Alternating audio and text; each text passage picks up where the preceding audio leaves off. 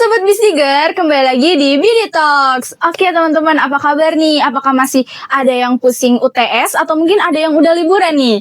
Nah, jangan lupa nih buat teman-teman, karena di Bisnik ini setiap bulannya bakal ada podcast yang menarik banget. Nah, kayak kita hari ini kita bakal membahas tentang kewirausahaan dengan dosen Pak Satya. Halo Pak Satya. Halo Apa Ica. kabar? Alhamdulillah baik Ica. Oke, kesibukan akhir-akhir ini apa nih Pak selain mengajar nih? Kesibukan akhir-akhir ini selain mengajar gitu, ada lagi pengabdian kepada masyarakat juga, terus lagi coba research juga, terus lagi ya jalanin bisnis usaha sendiri juga gitu. Oh, jadi Pak Satya selain mengajar juga menjalankan bisnis ya Pak? Betul. Oke, berarti nyambung banget ya sama tema hari ini yaitu kewirausahaan. Iya, Jadi, iya. kan Pak Satya udah terjun langsung nih, udah berwirausaha. Sebenarnya untuk kita nih, apalagi kan prodi bisnis digital dapat matkul kewirausahaan. Sebenarnya langkah pertama yang harus kita lakukan tuh apa sih Pak sebelum berwirausaha? Apakah harus ada idenya dulu, atau mungkin harus ada timnya dulu, atau mungkin harus ada uangnya dulu? Ya, untuk memulai bisnis atau berwirausaha, bagi saya itu harus bisa empati atau peka. Kita harus aware dulu terhadap sekitar. Karena apa yang ada di sekitar kita itu peluang yang bisa kita manfaatkan gitu. Nantinya kita inovasi dan kita propose solution terhadap masalah atau gap antara yang diinginkan oleh market dan yang belum tersedia di market gitu. Oke. Berarti kita harus tahu problem statementnya apa dulu ya Pak. Kita harus mau menyelesaikan masalah apa gitu ya. Betul. Oke. Nah, biasanya kalau kita udah tahu nih problem statementnya apa, berarti kan kita muncul sebuah ide-ide gitu ya Pak. Nah, selain dari ide dari problem statement itu, apakah tiba-tiba bisa nggak sih Pak kita membuat sebuah ide bisnis tapi tanpa ada problem statement gitu? Sebenarnya bisa-bisa aja gitu ya, tanpa ada masalah yang krusial, itu bisa aja kita bikin suatu ide bisnis gitu ya. Tapi apakah itu akan berkelanjutan atau sustain, bertahan lama, itu belum tahu juga gitu. Karena banyak juga yang melakukan seperti itu, bisnisnya itu, kompetisinya itu bleeding gitu ya. Kita ada di red ocean kayak misalkan F&B. F&B itu kan siapa sih nggak bisa F&B gitu? Ada masalah apa ya bang? Semuanya membutuh makan gitu kan. Semua masalah diselesaikan oleh semua orang gitu. Pastinya akan kompetisinya akan makin ketat gitu. Tapi lebih bagus lagi ketika masalahnya banyak, diselesaikan oleh satu orang aja atau satu organisasi aja. Iya, gitu. Betul. Itu akan lebih membuat si bisnis itu lebih bertahan lama. Oke, nah buat teman-teman nih, buat yang mau bikin usaha, apalagi sekarang kita lagi ada matkul kewirausahaan ya. Jadi kalian harus benar-benar tahu nih problem statementnya tuh apa. Jadi kita mau menyelesaikan masalah apa gitu ya Pak. Iya betul. Oke, nah untuk Bapak sendiri kan udah terjun langsung nih sebagai wirausaha.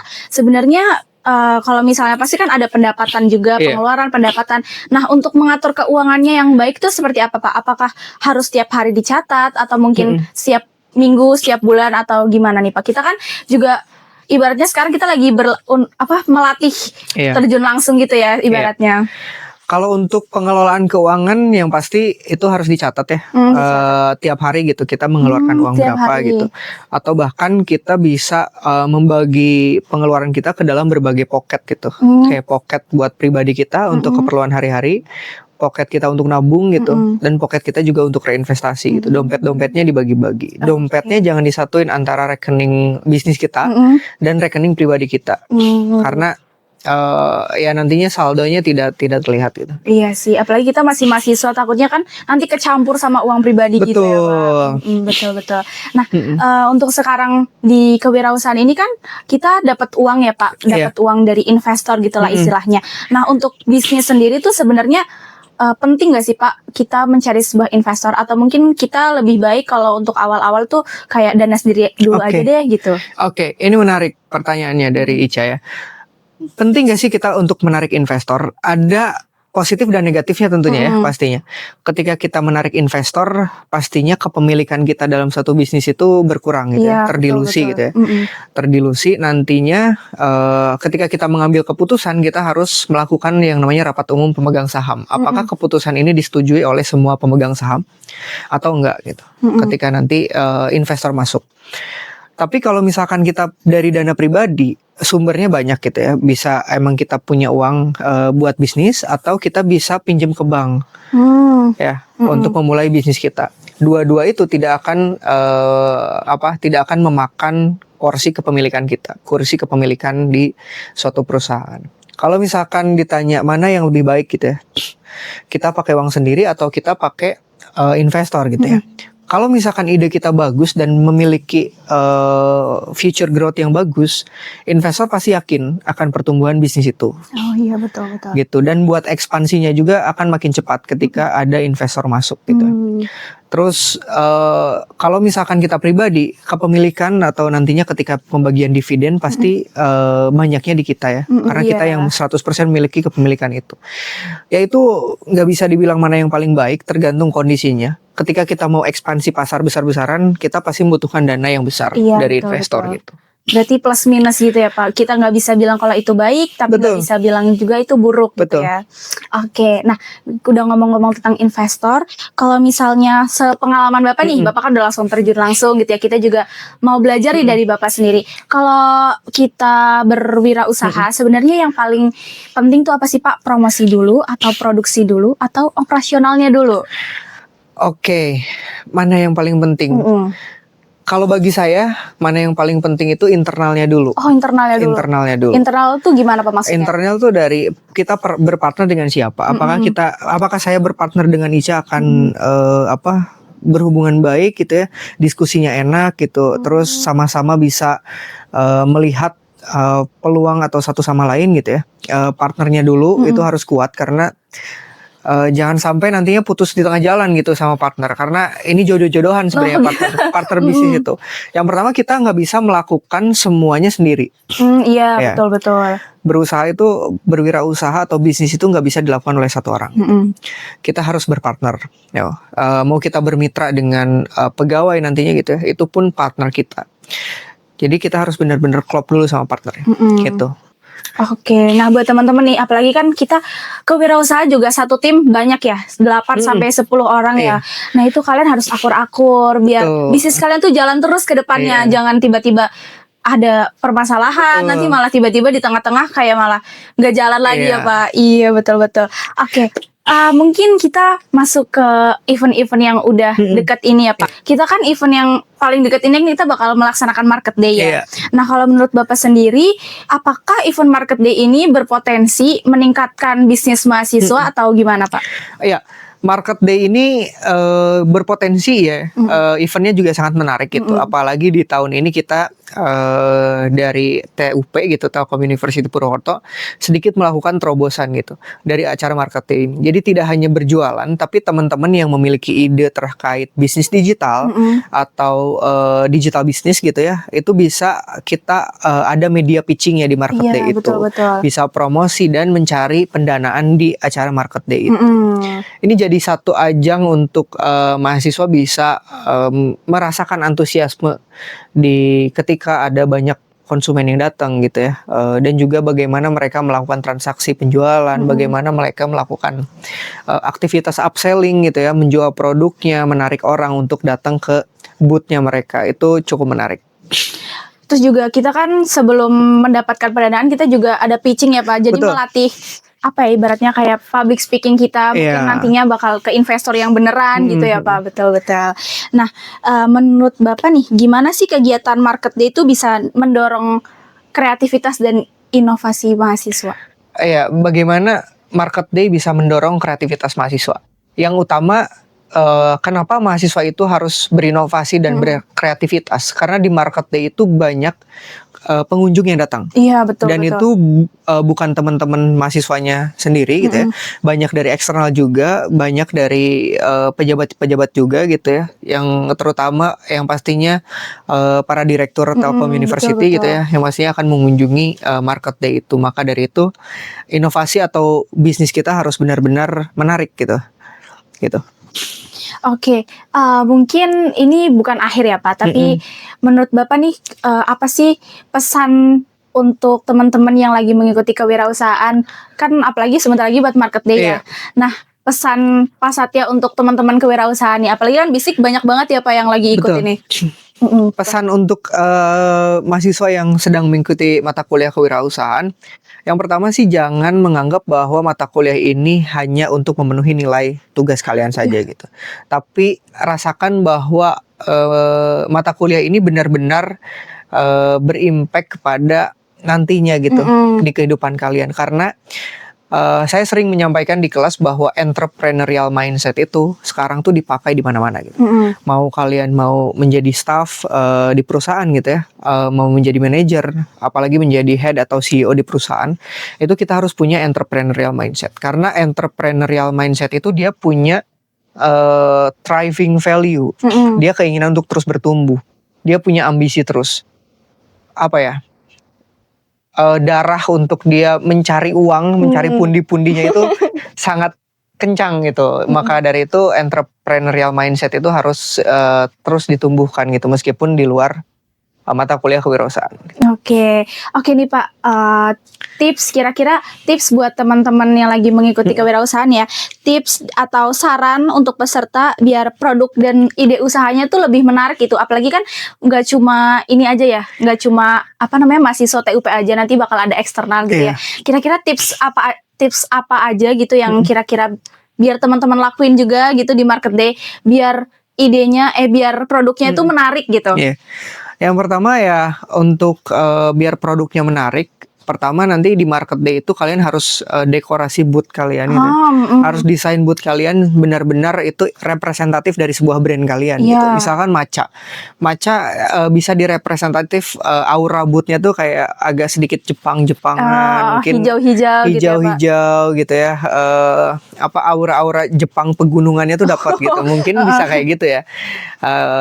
Contohnya matcha gitu, dan bisnis-bisnis lainnya gitu. Yang menarik tuh ada bisnisnya dia Maggot.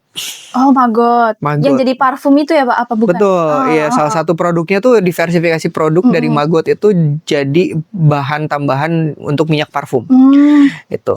Itu menariknya gitu. Apakah nanti di boothnya perlu ada cacing-cacing Maggot gitu kan, nggak tahu gitu ya. Yang penting bisa atraktif gitu ya. Bisa atraktif, ada apa tuh gitu kan. Ada apa tuh, dan orang mau berkunjung ke booth tersebut gitu. Jadi itu harus direpresentasikan sebagai brand kalian. Nah teman-teman Bisdigers, tadi kan kita udah ngobrol-ngobrol ya tentang Market Day, udah spill sedikit nih. Nah kira-kira nih Pak, apa sih tips and trick buat teman-teman mahasiswa yang baru mau menjalankan bisnis? Kira-kira apa sih tips and tricknya biar mereka tuh langsung berhasil gitu? Tips and tricknya berani ya. Berani.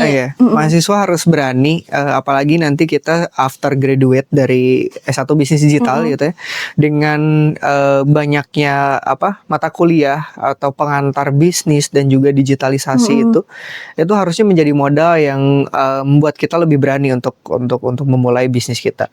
Kita harus lebih berani karena kita makan pun uang habis gitu ya. Kita bisnis kalau misalkan gagal ya sama-sama habis juga gitu.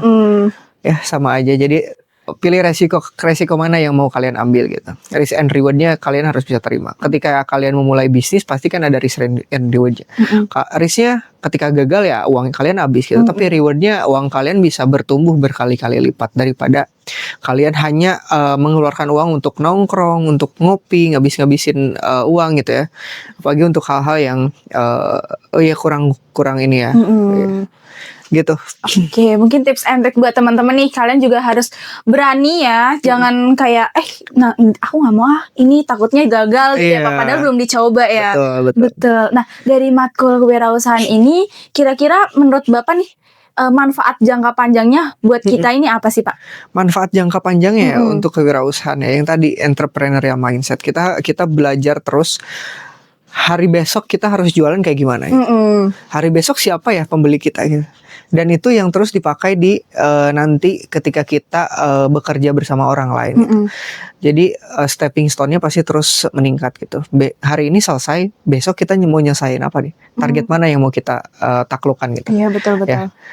Ambisi-ambisi itu yang akan terus membuat kita hidup. Iya. Oke, mungkin ini pertanyaan dari saya mungkin ya Pak. kan kadang orang-orang tuh setelah lulus. Pertanyaan yang tadi dari mana? Oh, dari tadi pertanyaan dari mana ya? Iya, dari teman-teman semuanya Oh, deh. dari teman-teman semua. Dong, Dari subscriber ya? Iya dong, Salah betul satunya dari banget. subscriber Betul banget. ya? Nah, buat teman-teman jangan lupa subscribe ya. Jangan lupa kalau udah subscribe, tanya-tanya juga biar Betul. kita bisa langsung bawain di podcast. Betul. Oke. Ini pertanyaan mungkin dari saya ya, Iya. Pak. Kan mahasiswa itu setelah lulus nggak selalu pengen berwirausaha. Apalagi tadi kan di mention katanya kita harus berani gitu kan. Tapi kan namanya berusaha, berwirausaha itu pasti kan butuh yang namanya uang gitu kan. Nah kalau misal ibaratnya kalau bukan dari keluarga kaya gitu. Nah kalau misalnya setelah lulus kan pasti uangnya yang ngepas gitu kan. Nah kalau misal kita tetap memberanikan diri tapi dengan uang yang ya sedikit gitu, apakah itu tetap bisa berjalan usahanya atau gimana Pak? Ya bisa aja bisa jalan gitu ya. Kita nggak tahu ya hoki kita ada di mana. Ada yang emang dia orangnya lakinya bagus banget gitu ya. Tiap ada event apa dapat door prize. Itu lucky person gitu.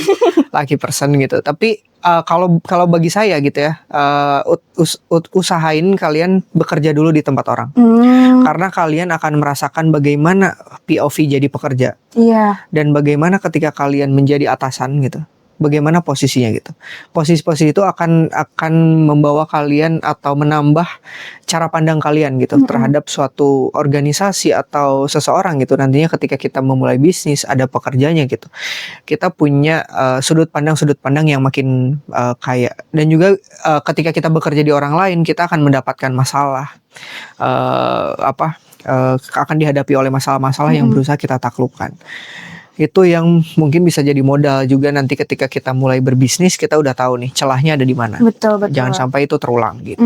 Menjadi seorang karyawan gitu ya. Kita juga bisa nambahin buat modal mungkin ya Pak kalau bekerja dulu.